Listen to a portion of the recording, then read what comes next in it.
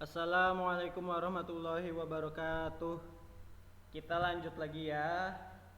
Masih ada beberapa lagi yang harus disampaikan. Nah, ini sudah tadi. Nah, selanjutnya membandingkan teks laporan, hasil observasi, dan teks deskripsi. Nah, ini strukturnya ada paragraf, ada alasan. Definisi umum. Paragraf 1 berisi definisi yang menggambarkan kucing secara umum tadi ya. Kan? Nah, deskripsi bagian paragraf 2, 3, 4, dan 5 dia menjelaskan apa tadi? Ya, menjelaskan fungsi-fungsi kucing.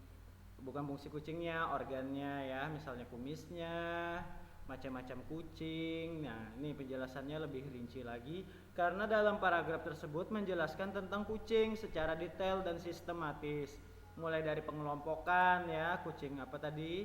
Kucing domestik, terus kucing Persia, Anggora, Sphinx, dan seterusnya. Ya, mata kucing yang unik, bisa melihat di kegelapan, ciri fisik kucing, dan manfaat kucing bagi manusia. Ini deskripsi bagiannya paragraf 2, 3, 4, dan 5. Selanjutnya kita akan membahas si Piko kucingku.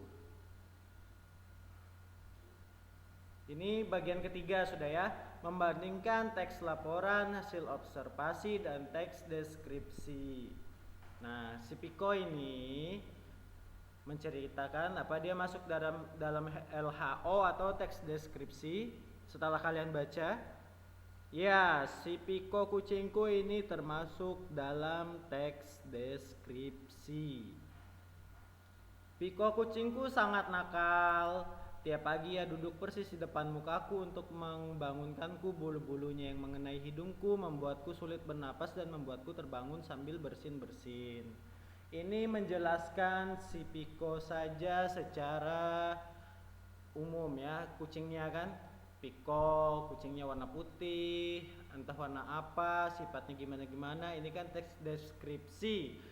Jadi kita bisa melihat dan merasakan. Beda dengan LHO ya, dia merinci secara global ya masalahnya ya. Masalah kucing tadi kan dijelaskan berapa rasnya, sifat-sifat kucing, fisiknya. Nah, beda kalau teks deskripsi yang di awal kita pelajari, dia hanya menjelaskan ya misalnya kucing kita ya kucing kita aja, sifatnya gimana, warnanya gimana begitu ya.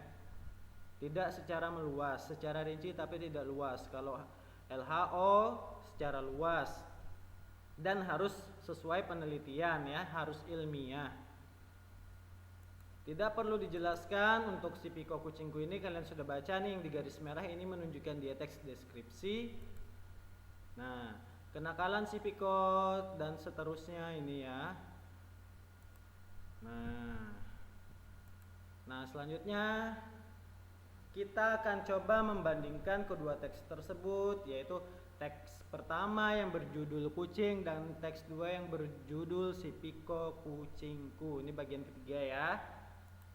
Nah, teks 1 kucing secara umum dan teks 2 kucing khusus yang bernama Piko ya. Jadi dia khusus Pikonya saja. Tidak menjelaskan secara umum kebanyakan kucing di dunia. Nah, kita lanjut mendaftar istilah pada teks hasil observasi. Ini sudah masuk bagian 4 ya. Menelaah bahasa pada teks laporan hasil observasi. Bagian A, mendaftar istilah pada teks hasil observasi. Istilah adalah kata atau gabungan kata yang dengan cermat mengungkapkan makna konsep, proses, keadaan, atau sifat yang khas dalam bidang tertentu. Contoh istilah biologi nih ya, abiotik, amputasi, anatomi, antioksidan, asimilasi, aorta, benang sari, ini biologi ya, dan seterusnya. Kalau hukum misalnya kapitalisasi, kapitalisasi, terus apa ya, desentralisasi ya, patriotisasi begitu ya, itu dalam bidang hukum, ini biologi ya, tergantung materinya, temanya apa ya. Ya, kita lanjut. Nah, isilah tabel dengan istilah yang kamu temukan pada teks 1, 2, dan 3. Teks 1 tadi yang hutan bakau kemarin ya, teks 2 museum, dan teks 3 manggis. Nah, kita isilah dengan istilah. Nah, di hutan bakau ada ekosistem, habitat, abrasi, intrusi, karbon dioksida, biologi, biota. Ini masuk biologi ya. Museum, geologi, andesit, granit, fosil, etnis, heraldika, keramonologi, ini masuk geografi. Manggis, tropika, grasinia, mangostanael, kantone, tanin, asam fenolat, antosinin, karbohidrat, ini juga masuk biologi ya. Nah, begitu ya istilah-istilah ini. Kita lanjut lagi. Bagian B, pola pengembangan urutan isi. Tugas 2, ini kan kita sudah baca. Jika sudah baca, telaah teks terumbu karang berikut dan tentukan bagian mana yang belum ada. Daftarlah informasi apa saja yang kamu cari. Cari informasi yang relevan pada ensiklopedi atau internet atau buku pengetahuan yang relevan.